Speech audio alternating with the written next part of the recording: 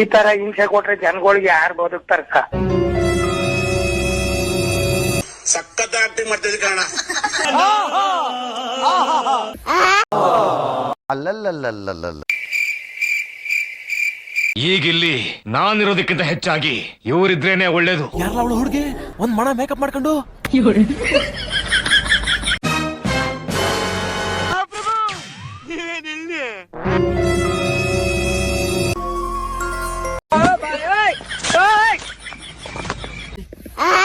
ಮೀನಾಕ್ಷಿ, ಎಂಥ ಒಳ್ಳೆ ಮಕ್ಕಳಿಗೆ ಜನ್ಮ ಕೊಟ್ಟೆ.